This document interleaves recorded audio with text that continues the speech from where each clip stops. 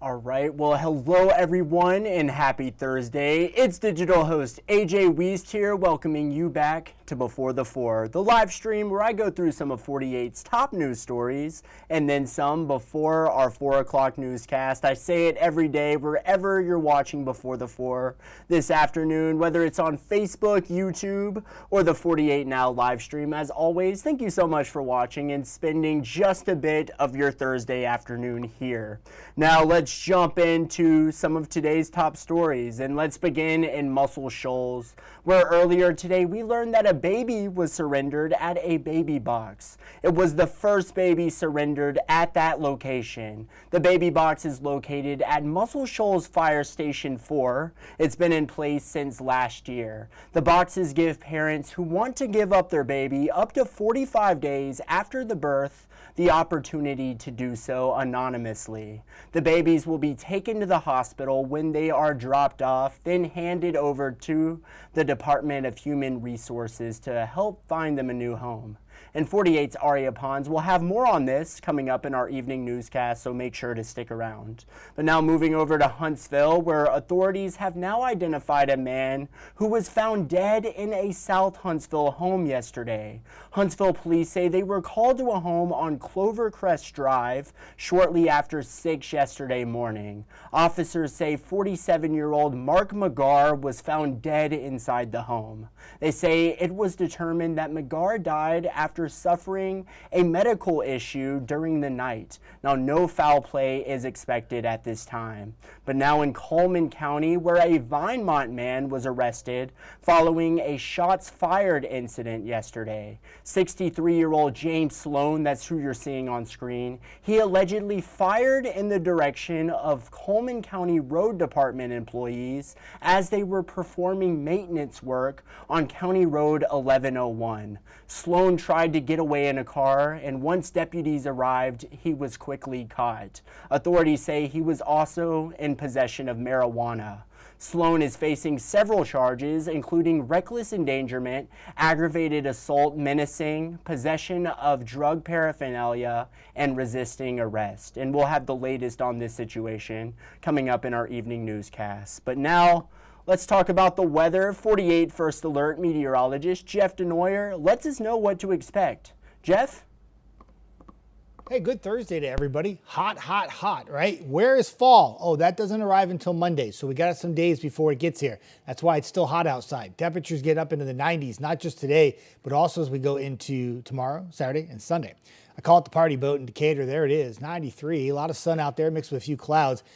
Yesterday at this time, we were tracking some showers and storms. They are to our south today, and therefore it's mainly a dry day for just about everybody. If you're not in the 90s, you're close to it, a lot of upper 80s. It's not actually all that humid.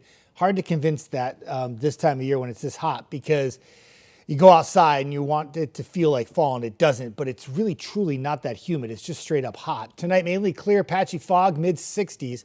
Tomorrow, an isolated shower or storm in the afternoon. Otherwise, it's all about the heat. Once again, around 90 degrees.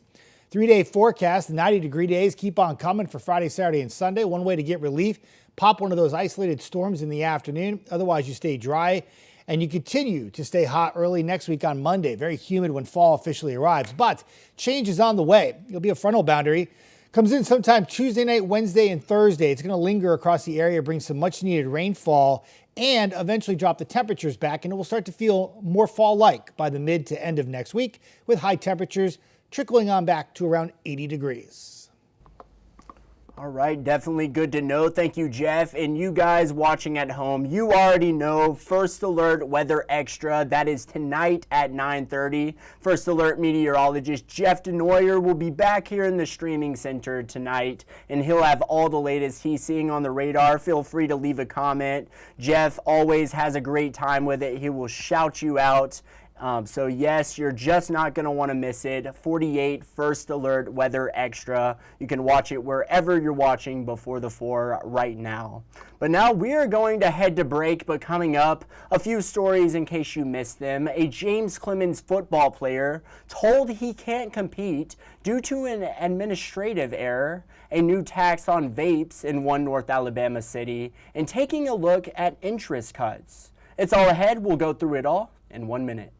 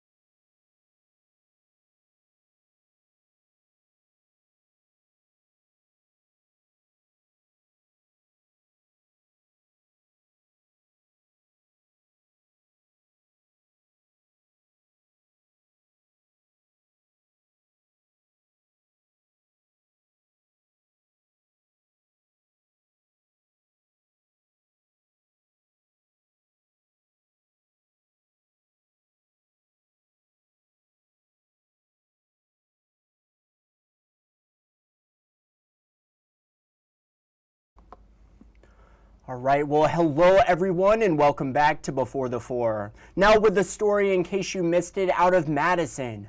Yesterday, 48's Callie Neese spoke with the mother of a James Clemens football player who was told he can't play football due to an administrative error by the school system. Let's take a look.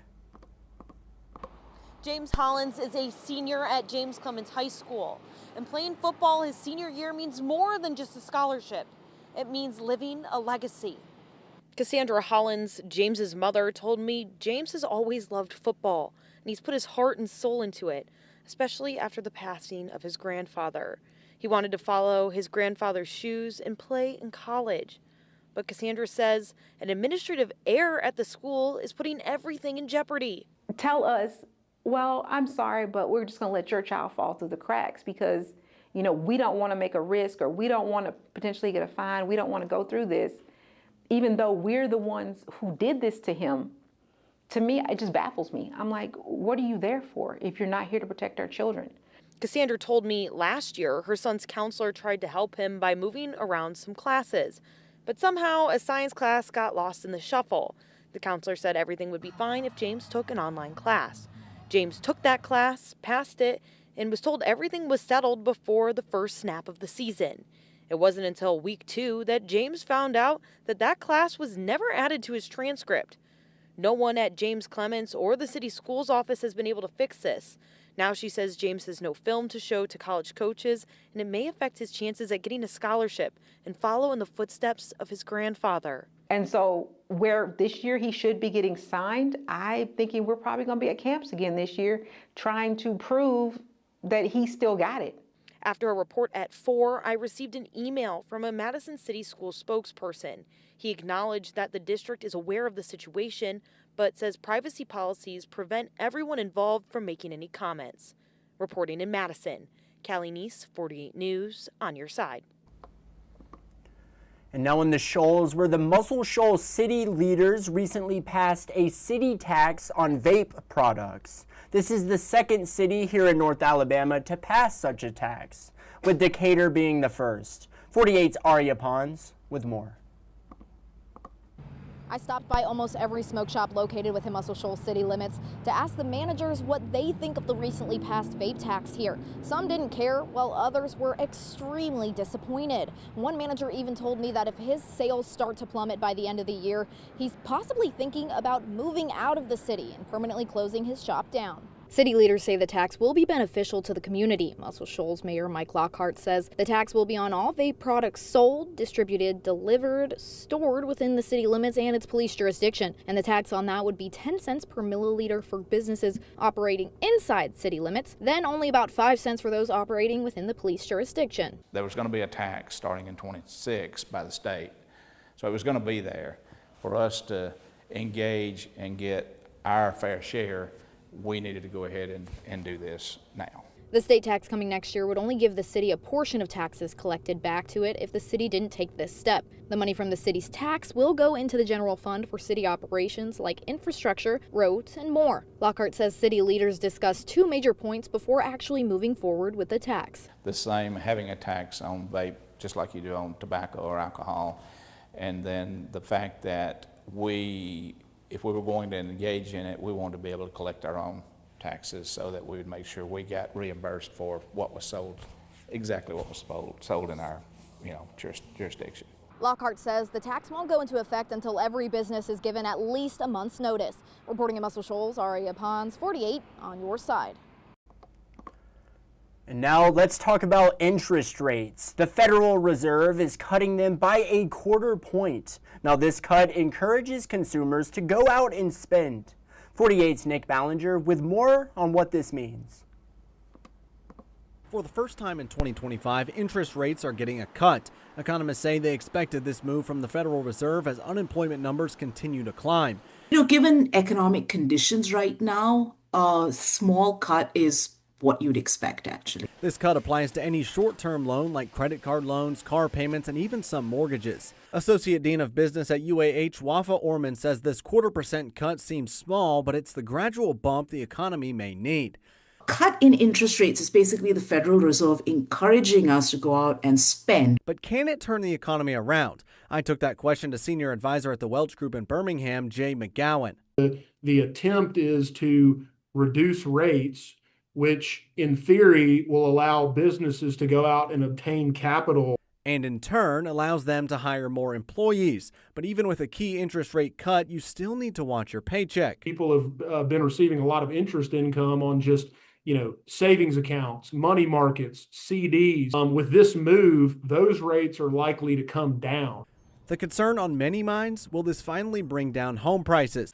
Loan officer Carrie Brown says her phone has been ringing nonstop, and she's having to clarify interest rate cuts don't directly affect long-term mortgages. Everybody thinks mortgage rates are going to go down. Well, actually, right after that happened, I got notifications from all my lenders that I work with that rates have worsened. Now, if you're looking for a home, don't get discouraged just yet. Brown anticipates mortgage rates to continue dropping as these cuts play out.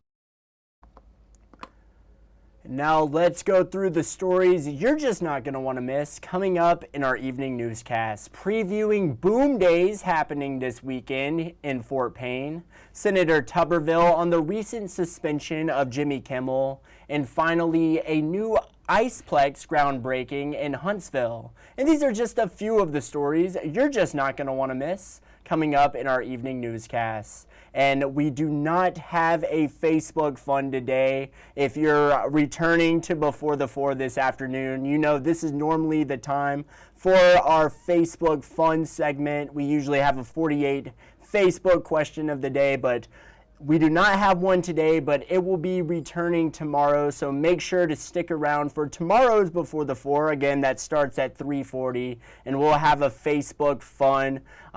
We'll ask the question probably around 2 p.m., so keep a lookout on Facebook for our 48 Facebook question. But we're going to end the stream a little bit early today, but I hope you all enjoyed tonight's evening newscast. And thanks, as always, for watching. And as always, you all have a great night.